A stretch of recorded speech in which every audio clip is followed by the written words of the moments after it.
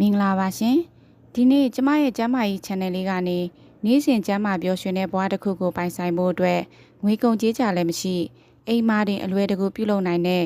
ရိုးရာဆေးနီးကောင်းတစ်ခုကိုမျှဝေပေးသွားခြင်းပါတယ်အဲ့ဒါကတော့ခန္ဓာကိုယ်တွင်းအဆိပ်ထုတ်ဖို့နေ့စဉ်စားနှင်းကြစို့ဆိုတဲ့အတိုင်းစားနှင်းခြင်းအမှုပညာနဲ့သူ့ရဲ့ထူးခြားလာတဲ့ကျမ်းမာရေးအာနိသင်တွေအကြောင်းပဲဖြစ်ပါတယ်ကျမတို့မြန်မာလူမျိုးတွေဟာရှေးရခင်ကတည်းကကိုယ်လက်မအီမသားဖြစ်တာညောင်းညာကြိုက်ခဲတာတွေကြုံလာရရင်စားနှင်းလေးရှိပါတယ်။ဒါပေမဲ့အခုခေတ်မှာတော့ဒီလိုရိုးရှင်းတဲ့အလေးထားလေးနောက်ွယ်မှာတကယ်ကိုထိရောက်လာတဲ့ခန္ဓာကိုယ်တွင်းအဆိပ်ထုတ်စနစ်တွေတိုင်းရင်းဆေးပညာရဲ့နှဆိုင်လာတဲ့သဘောတရားတွေရှိနေတယ်ဆိုတာကိုသတိမပြုမိကြတော့ပါဘူး။ဒါကြောင့်ဒီနေ့ဗီဒီယိုလေးကနေတဆင့်စားနှင်းခြင်းရဲ့လူဝက်ချက်တွေကိုအသေးစိတ်ရှင်းလင်းတင်ပြပေးသွားမှာမို့အဆုံးထိနားဆင်ပေးကြဖို့ဖိတ်ခေါ်လိုက်ပါရစေရှင်။ပထမဦးဆုံးအနေနဲ့စားနှင်းနယ်ဆိုတာဘာလဲဆိုတာကိုပြောပြပေးပါမယ်။စားနှင်းနယ်ဆိုတာတဘာဝအတိုင်းရရှိတဲ့စားကြမ်းတွေကိုစလုံးတစ်ခုထဲမှာဖြစ်စေတစ်သားတစ်တာငယ်လေးတစ်ခုထဲမှာဖြစ်စေစနစ်တကျဖြန့်ခင်းပြီးအဲ့ဒီပေါ်ကနေမိမိတို့ရဲ့ခြေပလားနဲ့အသားအရာနင်းပေးခြင်းသို့မဟုတ်လမ်းလျှောက်ပေးခြင်းကိုဆိုလိုတာဖြစ်ပါတယ်။လူတော်တော်များများကစားနှင်းတာကိုခြေထောင်ညောင်းလို့နှိပ်ပေးတဲ့သဘောလောက်ပဲထင်တတ်ကြပေမဲ့တကယ်တော့ဒါဟာခန္ဓာကိုယ်တစ်ခုလုံးကိုပြန်လည်နိုးထစေတဲ့သဘာဝကုထုံးတစ်ခုဖြစ်ပါတယ်။ကျမတို့ရဲ့ခြေပွားအောက်ခြေမှာခန္ဓာကိုယ်တစ်ခုလုံးမှာရှိတဲ့အင်္ဂါအစိတ်ပိုင်းတွေကလီစာတွေနဲ့ဓာတ်ရိုက်ချိတ်ဆက်နေတဲ့အာယုံကြောတွေစုဆုံနေပါတယ်။စားကြမ်းကလေးတွေပေါ်ကိုဖိနှင်းလိုက်တဲ့အခါအဲ့ဒီအာယုံကြောတွေကိုတဘာဝအတိုင်းတုံ့ပြန်မှုရအောင်လှုံ့ဆော်ပေးရရောက်ပြီးကိုယ်တွင်းအင်္ဂါတွေကိုပါတဘာတည်းတန့်စင်ပေးလိုက်တယ်လို့ဖြစ်သွားစေပါတယ်။မြမရိုးရာတိုင်းရင်းဆေးပညာရဲ့အခြေခံအယူဆအရကြည့်မယ်ဆိုရင်လေလူတစ်ယောက်ရဲ့ကျန်းမာရေးဟာခန္ဓာကိုယ်ထဲမှာရှိတဲ့ပထဝီအာဘောတီဇောဝါယောဆိုတဲ့ဓာတ်ကြီးလေးပါညီညွတ်မြတ်တာမှုအပေါ်မှာမူတည်နေပါတယ်။နေ့စဉ်ဘဝမှာအလုပ်ပင်ပန်းတာအေးရေးပြတ်တာရာသီဥတုပူပြင်းတာတွေကြောင့်နေမကောင်းဖြစ်ရခြင်းရဲ့အဓိကတရားခံကတော့၎င်းဓာတ်ကြီးလေးပါကမောက်ကမဖြစ်သွားလို့ပါပဲ။အထူးသဖြင့်အောင်းနေတဲ့အပူဓာတ်တွေက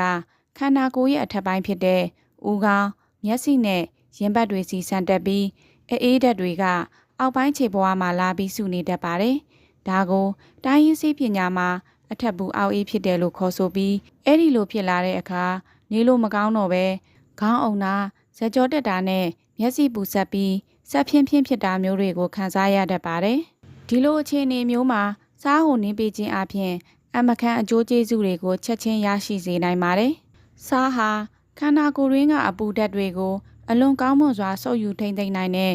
ထူးခြားတဲ့သဘာဝတတ္တိရှိနေလို့ပါပဲ။ကျမတို့ခြေပွားကနေစားချမ်းတွေကိုဖိနှင်းလိုက်တဲ့အခါခြေပွားမှာရှိတဲ့အကြောလေးတွေကိုလှုံ့ဆော်ပေးပြီးအပေါ်ပိုင်းမှာခိုးအောင်ပြီးပိတ်မိနေတဲ့အပူအပုတ်တွေအခိုးအငွေ့တွေကိုခြေပွားကနေတဆင့်အောက်ကိုဆွဲချပေးပါတယ်။အဲဒီနောက်စားခဲတွေကခန္ဓာကိုယ်ထဲကအပူအောင်းတွေကိုအကုန်ဆုပ်ယူပစ်လိုက်တာကြောင့်စားနှင်းပြီးတာနဲ့ခန္ဓာကိုယ်ထဲကအပူတွေချက်ချင်းကင်းဝေးသွားပြီးမျက်စိတွေရှင်းလင်းကြည်လင်လာကခေါင်းကိုက်ခေါင်းအုံနာတွေပါတပြိုင်နက်တက်တာသွားရခြင်းဖြစ်ပါတယ်။အနောက်တိုင်းသိပ္ပံပညာနဲ့တဘာဝကုထုံးအယူဆတွေအရစားမှာခန္ဓာကိုယ်အတွင်းပိုင်းကဆိုးထိုင်းစားနဲ့အရည်တွေကိုစုပ်ယူနိုင်တဲ့အော်စမိုးစစ်ဂုဏ်သတ္တိအပြည့်အဝရှိနေပါတယ်။ကျမတို့နေ့စဉ်စားတောင်းနေတဲ့အစားအစာတွေရှူရှိုက်နေတဲ့လေတူးတွေတဲကနေခန္ဓာကိုယ်ထဲကိုရောက်ရှိလာတဲ့အဆိပ်အတောက်တွေဟာကြာလာတဲ့အခါမှာသွေးလက်ပတ်မှုစနစ်ကနေတဆင့်နှလုံးနဲ့အဝေးဆုံးဖြစ်တဲ့ခြေဘဝအောက်ခြေမှာအနေထိုင်ပြီးစုဝေးလာတတ်ပါတယ်။ခြေဘဝကိုခန္ဓာကိုယ်ရဲ့ဒုတိယနှလုံးသားလို့တင်စားသလိုတစ်ဖက်ကလည်းအဆိပ်အတောက်တွေစုဝေးရာအမိုက်ပုံထွက်ပေါက်လို့လည်းသတ်မှတ်ကြတာဖြစ်ပါတယ်။နေ့စဉ်ပုံမှန်စားချမ်းတွေပေါ်ကိုနင်းပေးတဲ့အခါခြေဘဝမှာရှိတဲ့ချွေးပေါက်ငယ်လေးတွေဟာတဘာဝအတိုင်းပွင့်ဟာလာပြီးခန္ဓာကိုယ်အတွင်းပိုင်းထိပိတ်မိနေတဲ့အညစ်အကြေးတွေနဲ့အဆိပ်တောက်တွေကိုစားခဲတွေကအပြင်ကို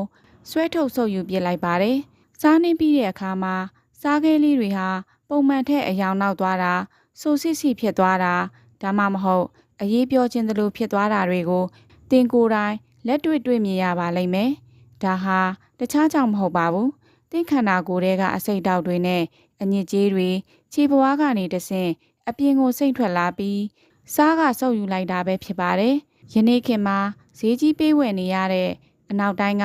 အဆိပ်ထုတ်ခြေဘဝကတ်ခွာတွေဆိုတာလဲတကယ်တော့ ဒီလိုခြေပွားကနေအစိတ်ထုတ်တဲ့ရိုးရာသဘောတရားကိုပဲအခြေခံပြီးနည်းပညာနဲ့ပြန်လည်ထုတ်လုပ်ထားကြတာဖြစ်ပါတယ်။ဒါအပြင်စားနှင်းခြင်းဟာခန္ဓာကိုယ်ရဲ့သွေးပြန်ကြောနဲ့ပြန်ရည်ကြောစနစ်ကိုလည်းအင်မတန်တန့်ဆင်ပေးပါတယ်။ခန္ဓာကိုယ်ထဲမှာအစိတ်တောက်တွေကိုတည်ဆောင်မောင်းထုတ်ပေးတဲ့အဓိကနေရာဟ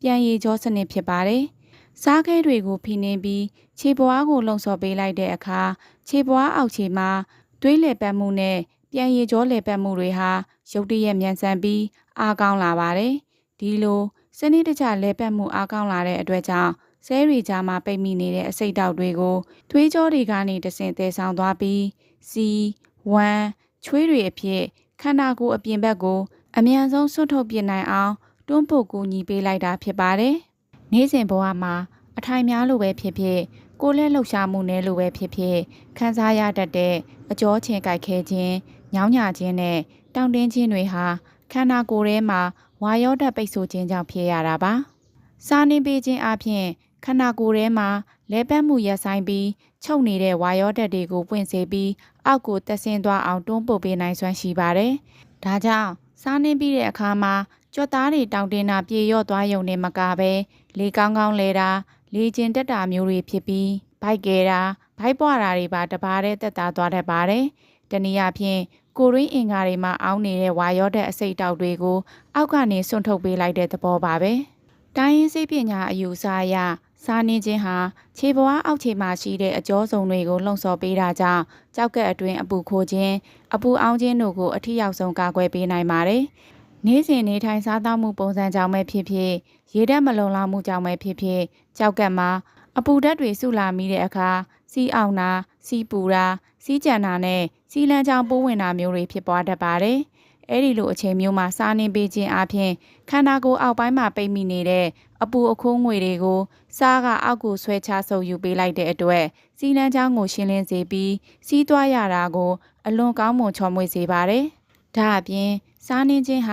ခြေပွားကိုဖိအားပေးနှိပ်နေပေးတဲ့ကဲ့သို့ဖြစ်စေတာကြောင့်တကိုယ်လုံးရဲ့သွေးလည်ပတ်မှုကိုအားကောင်းစေပြီးဇက်ကြောတက်ခြင်းခေါင်းကိုက်ခြင်းခါးနာခြင်းနဲ့ခြေသလုံးကြွက်သားတောင့်တင်းခြင်းတွေကိုပါတိတိတသားတက်တာရောပါစေနိုင်ပါတယ်။တနေ့တာလုံးအလုပ်ပင်ပန်းလို့စိတ်ရောကိုယ်ပါနှုံးချနေတဲ့သူတွေအာယုံကြောအားနေပြီးညဘက်တွေမှာအိမ်မပျော်တတ်သူတွေအနေနဲ့ညအိတ်ခန့်နီးစားနေပေးမယ်ဆိုရင်အာယုံကြောတွေချက်ချင်းပြေရောပြီးတကယ်ကိုနှစ်ချိုက်ချိုက်အိပ်ပျော်စေနိုင်တဲ့အကျိုးကျေးဇူးကိုရရှိနိုင်ပါတယ်။စားနေခြင်းဟာငွေကုန်ကြေးကျမရှိဘဲအိမ်မာတင်လွယ်လွယ်ကူကူပြုလုပ်နိုင်တယ်ဆိုပေမဲ့စနစ်တကျပြင်ဆင်ပြုလုပ်မှသာ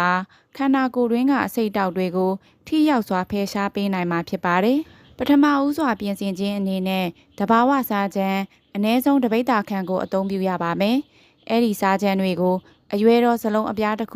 သို့မဟုတ်တစ်သားတစ်တာငယ်တစ်ခုအတွင်းမှာတည်သက်စွာဖြန့်ခင်းထားပါပြုလုပ်ရမယ့်အချိန်ကတော့မနက်အိပ်ရာထချိန်သို့မဟုတ်ညအိပ်ရာမဝင်မီနဲ့ရေမချိုးမီအချိန်တွေမှာပြုလုပ်ခြင်းကခန္ဓာကိုယ်ရဲ့သွေးလေလည်ပတ်မှုကိုအကောင်းဆုံးလှုံ့ဆော်ပေးနိုင်တာကြောင့်အထိရောက်ဆုံးဖြစ်ပါတယ်။ပြုလုပ်ပုံနည်းစနစ်မှာစားချမ်းများခင်းထားတဲ့ဇလုံးအတွင်းကိုခြေပလာနဲ့မတ်တက်ရက်ပြီး9မိနစ်မှ10မိနစ်ခန့်အထိအသာအရာဖိနှင်းပေးရပါမယ်။အဲ့ဒီလိုနင်းတဲ့အခါမှာခြေပွားတစ်ခုလုံးစားခဲတွေနဲ့ထိတွေ့မှုရှိစေရန်ခြေဖနောက်ခြေပွားအလယ်နဲ့ခြေချောင်းလေးများကိုအလှည့်ကျဖိအားပေးပြီးလမ်းလျှောက်တကဲ့သို့အသာအရာရွှေ့ပြောင်းနင်းပေးရမှာဖြစ်ပါတယ်။အလွန်အကျွံအင်အားသုံးပြီးပြင်းထန်စွာနင်းရန်မလိုပါဘူး။နင်းပြီးတဲ့အခါခန္ဓာကိုယ်တွင်းကထွက်လာတဲ့အပူဓာတ်တွေနဲ့စားဓာတ်တွေစင်ကြယ်သွားစေရန်အတွက